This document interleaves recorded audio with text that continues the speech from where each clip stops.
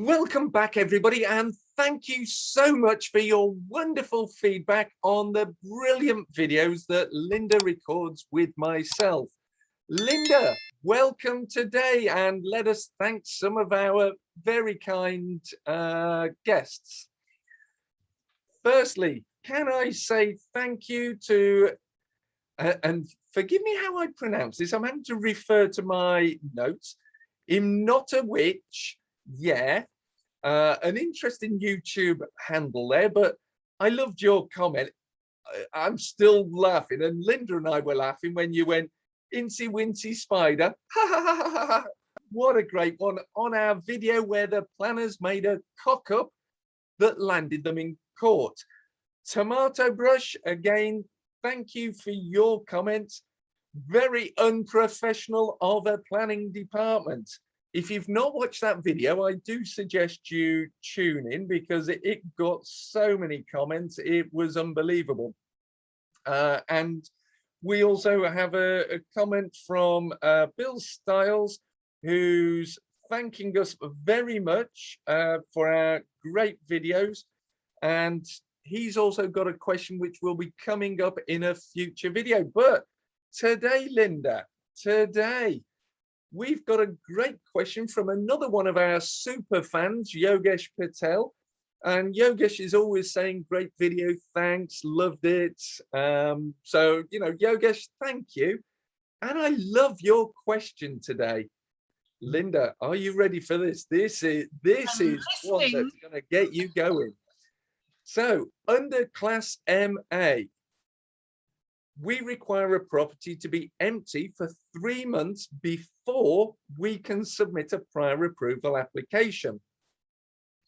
Now, Yogesh acknowledges that, and he says, once the application has been approved, does he need to keep the property empty after the approval?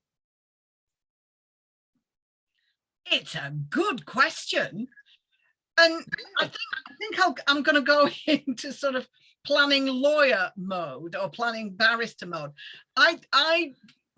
If anybody else has any information about this that I don't know about, purely reading the legislation, purely reading the General Permitted Development Order, Class MA, all it says in Class MA is that prior to the submission of the application, I'm going to read exactly what it says.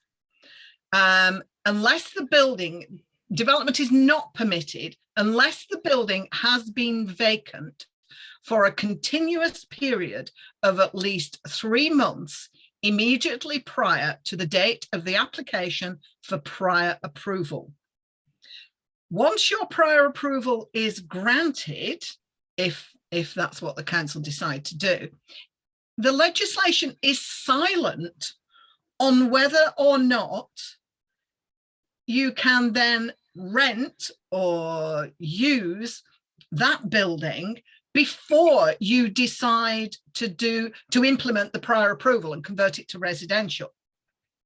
So there's nothing that in the legislation that will prevent you from carrying on renting the property out for commercial purposes, whatever that commercial use might be.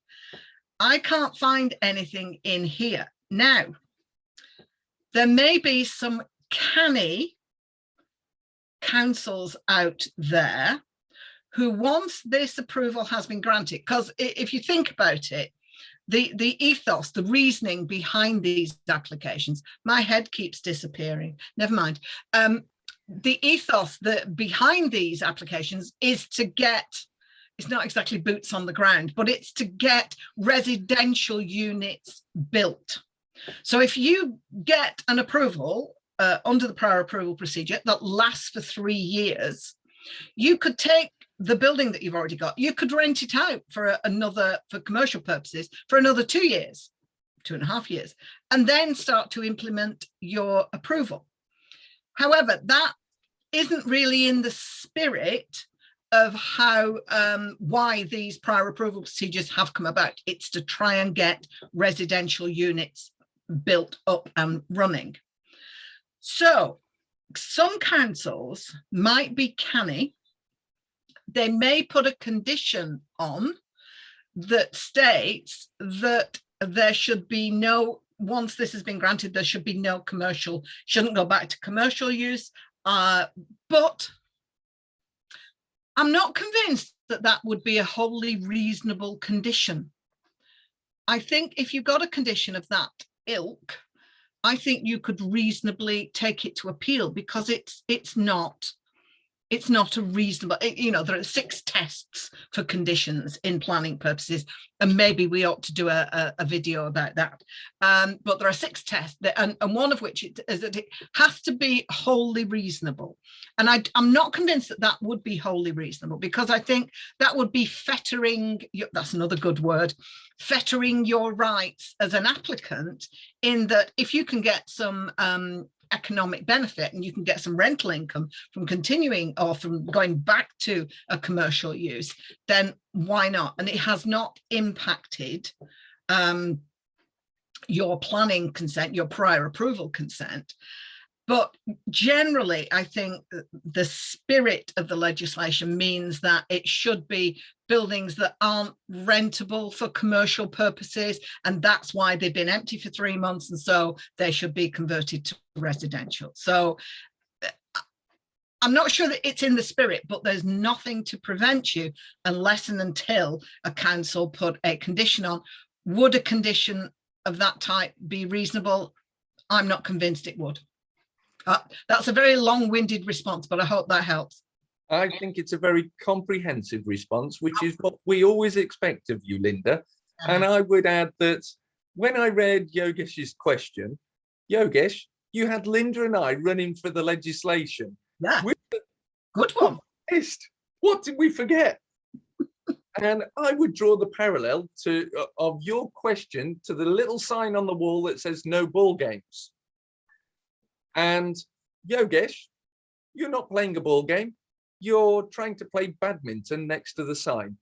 Therefore, this is permissible from an entrepreneurial point of view. And I respect you for finding a little chink of light in the legislation there. However, as Linda says, is it within the spirit?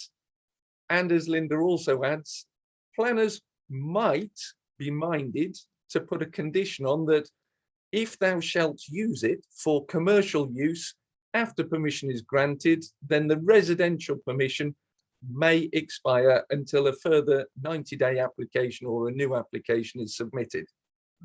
But it's all challengeable.